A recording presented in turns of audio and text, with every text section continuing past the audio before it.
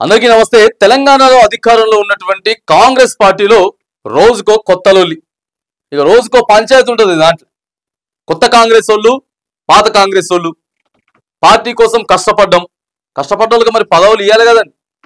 10 ఏళ్ల తర్వాత అధికారంలోకి వచ్చింది, ఖచ్చితంగా ప్రశ్నించేటటువంటి ప్రయత్నం చేస్తారు। పార్టీ కోసం కష్టపడ్డప్పుడు సంవత్సరంలో అయిపోతా ఉంది, అధికారంలోకి వచ్చి అని చెప్పి ఖచ్చితంగా అడుగుతారు। ఇస్తారంటే ఇయ్యరు। పదవులు తీసుకున్న వాళ్ళు ప్రశాంతంగా ఉంటారు।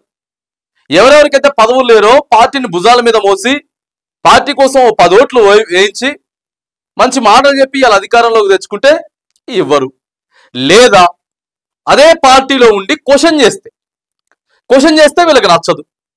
అక్కడేమో రాహుల్ గాంధీ గారు ఏం చెప్తారు, కాంగ్రెస్ పార్టీ అగ్రనాయకుడు, మేము బీసీ కులగణన ఖచ్చితంగా చేసి తీరుతాం అని చెప్పి పార్లమెంటులో బల్ల గుద్ది రాజ్యాంగాన్ని పట్టుకొని నరేంద్ర మోదీకి వెళ్ళి చూసుకుంటూ చెప్తాడు, నువ్వు దేశవ్యాప్తంగా చేయాలి బీసీ కులగణన, ఇగో మేము చేస్తా ఉన్నాం, ఎక్కడెక్కడైతే అధికారంలో ఉన్నామో ఇగో అక్కడ చూడండి మేము తెలంగాణలో చేసి చూపించినాం అని చెప్తాడు। ఈయన పర్ఫెక్ట్ గా చేయలేదయ్యా బాబు కులగణన। అక్కడ ఏమనుకుంటా ఉన్నాడు రాహుల్ గాంధీ గారు, ఆయన మాటలు మొత్తం బేఖాతరు చేస్తూ ఈయన ఇష్టం వచ్చినట్టు చేస్తా ఉన్నారు। ఏదో మూకిమ్మడిగా ఇష్టం లేకుండా చేసిరు కానీ పదవులు మొత్తం ఎట్లా అగ్రవర్ణాలకి అని చెప్పి ప్రశ్నిస్తే తీన్మార్ మల్లనికి ఏం చేసిరు, నోటీసులు జారీ చేసిరు।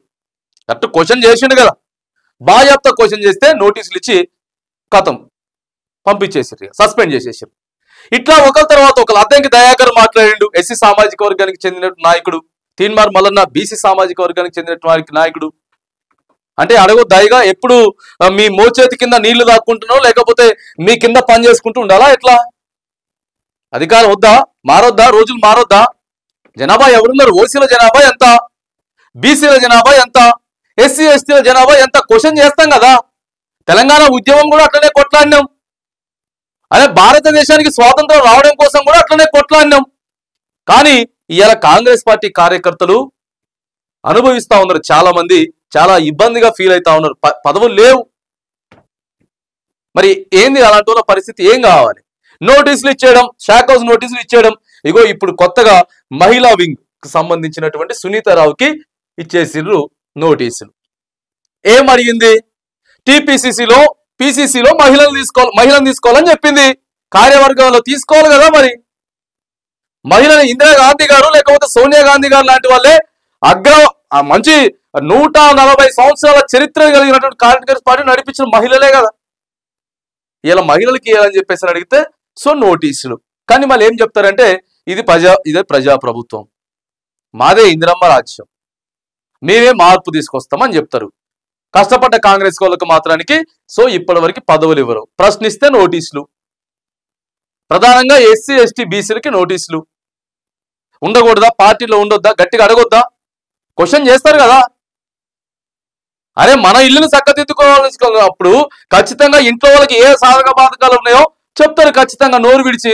వేరే పార్టీ అయినా కానీ నీ దాంట్లోకి వచ్చి టీఆర్ఎస్ పార్టీ అని అడుగుతా ఉండేది। ఇప్పుడు బీఆర్ఎస్ పార్టీ అయిన వచ్చి కాంగ్రెస్ పార్టీలే నాకు పదవులు కావాలని చెప్పేసి అడగట్లే కదా। ఎట్లుంటుందంటే గమ్మత్తు, ఈయన 10 మంది ఎమ్మెల్యేలను తీసుకొచ్చి ఇలా కలుపుకున్నారు, ఉత్తదే వీళ్ళు పెద్దగా ఇష్టం లేకపోయినా కానీ తీసుకొచ్చి ఇలా కలుపుకున్నారు। ఇలా కాంగ్రెస్ పార్టీలో నాయకులు లేనట్టు ఈ 10 మందిని తీసుకొచ్చి ఇలా కలిపినరు। ఉన్నోళ్ళు అసలు కష్టపడడానికి పదవి లేదు, అసలు కష్టపడడానికి కేసీఆర్ కావచ్చు లేకపోతే బీఆర్ఎస్ ఎమ్మెల్యేలు కావచ్చు, ఇట్లా కాంగ్రెస్ పార్టీకి సంబంధించినటువంటి నాయకులు కానీ కార్యకర్తల మీద ఎన్నో కేసులు పెట్టిండ్రు, జైళ్ళకు పంపించిండ్రు, నానా పంచాయతీ చికాకులు ఇవన్నీ జరిగినాయి। ఎట్టకేలకి వాటన్నిటిని కూడా తట్టుకొని అధికారంలోకి వచ్చిండ్రు। సునీతారావు ఏం చేస్తుంది, ఆమె చేసిన తప్పేంది, ఇలా ధర్నా కార్యక్రమం చేసింది, అడిగింది, క్వశ్చన్ చేసింది, గాంధీ భవన్ దగ్గర కూర్చున్నది, మహిళలను కొంతమంది 2 వర్గాలు అయిపోయినాయి, చీలిపోయినాయి 2 వర్గాలు। ఇక అంటే ఎందుకు ఇప్పుడు ఏం చెప్తారంటే తెలుసా, ఇప్పుడు మా కాంగ్రెస్ పార్టీ గురించి మీకెందుక, మా ఇష్టం పార్టీలు పదవులు మేము ఇచ్చుకుంటాం, మా పార్టీ మీకెందుకు, మీకు ఏదైనా ఉంటే మీరు ప్రశ్నించే గొంతుకులు అయినప్పుడు మీరు ప్రశ్నించేటటువంటి ప్రయత్నం చేయండి, కానీ మేము ఇచ్చుకుంటాం, ఇవ్వకపోతే ఇచ్చుకోం, ఇదే పరిపాలించాల్సింది మీరేగా, పరిపాలించాల్సింది మీరే, పోయి ఏడ కొట్లాట పెట్టుకుంటే ఏం పరిపాలిస్తారని చెప్పి అడుగుతున్నాం। మీ పార్టీ గురించి మాకు అవసరం లేదు, కానీ మీ పార్టీ గురించి మాకు అవసరం లేదు. కానీ మీరే కదా ఇదే పంచాయతీ మంత్రులు పెట్టండి సార్, విద్యాశాఖకు మంత్రిని పెట్టండి, హోంశాఖకు మంత్రిని పెట్టండి, ఇవే కదా మేము అడిగేది. ఇంకా ఏడా గాంధీ భవన్ కాడ ఈ పంచాయతీలు, గాంధీ భవన్ దగ్గర ధర్నాలు, ఆ నియోజకవర్గాన్ని ఇట్లా అంటాడు. మొన్న మాజీ ఎమ్మెల్సీ జీవన్ రెడ్డి ఏమన్నాడు, జగిత్యాల ఎమ్మెల్యే అంటే ఏం పోయి మీరు స్పీకర్ని అడుక్కోండి, ఆయన ఏ పార్టీ ఎవరికి తెలుసు. ఇట్లా ఎమ్మెల్యేలు మారి బీఆర్ఎస్ నుంచి కాంగ్రెస్ కి పోయిన దగ్గర ఏం పరిపాలన జరుగుతుంది? ఆడున్న పాత కాంగ్రెస్ వాళ్ళకి కొత్త కాంగ్రెస్ వాళ్ళకి ఇదే సంవత్సరంన్నర నుంచి సరిపోతున్నది. సో ఇట్లా పరిపాలన అనేది తగ్గిపోతాం, పరిపాలన పర్ఫెక్ట్ జరుగుతలేదు ఈ పంచాయతీలు పెట్టుకుంటున్నప్పుడు. అరే ఒక నెల రోజులల్లా బాజాప్తా ఇవ్వండి, ఓ 4 మంది మంత్రులకు ఇచ్చేసేయండి, మిగతా ఉంది బుజ్జగించుర్రి. ఏవేవైతే ఇటు పీసీసీ కావచ్చు, లేకపోతే అటు నామినేటెడ్ ఏదైనా కానీ ప్రభుత్వానికి సంబంధించినవి కానీ ఓ నెల రోజుల్లో ఫుల్ఫిల్ చేసుకొని ఎవరి పరిపాలన వాళ్ళు చేసుకోవాలి. కానీ పూడ్చేది లేదు, ఇచ్చేది లేదు. ఇచ్చిన వాళ్ళకి మాత్రానికి ఎవరు మాట్లాడితే వాళ్ళకి నోటీసులు ఇచ్చేటటువంటి ప్రయత్నం, సొంత పార్టీ వాళ్ళే న్యాయం చేయమని చెప్పేసి అడుగుతా ఉంటే నోటీసులు ఇచ్చేటటువంటి పరిస్థితికి ఇచ్చి వాళ్ళని సస్పెండ్ చేయడం అంటే క్వశ్చన్ చేయకుండా కుక్కన పెయిన్ లాగా ఆడ కూర్చొని ఉండాలి, అదే కదా. మరి అట్లాంటప్పుడు ఇంకా ఏం న్యాయం జరిగింది మీ పార్టీలో? ఇది ఎక్కడ మరి ప్రజాపాలన, ఇది ఎక్కడ ప్రజాప్రభుత్వం అని చెప్పి కాంగ్రెస్ పార్టీ కోసం కష్టపడ్డటువంటి మహిళా నాయకురాలు ఈరోజు అడుగుతా ఉంది. ఎంతో మంది కార్యకర్తలు, నాయకులు చాలా మంది ఉన్నారు, ఇక వచ్చేడు మంది ఉన్నారు. ఏ పదవి లేదు, ఏ పదవి లేదని చెప్పి పదవి కోసం ఆశిస్తున్న వాళ్ళు ఇవాళ కొత్త వాళ్ళు వచ్చిండ్రు, మంచిగా గ్రీన్ కార్పెట్ పరిచిండ్రు, ఆరాంసే కూర్చొని ఆ 10 నియోజకవర్గాలలో ఎంజాయ్ చేస్తా ఉన్నారు.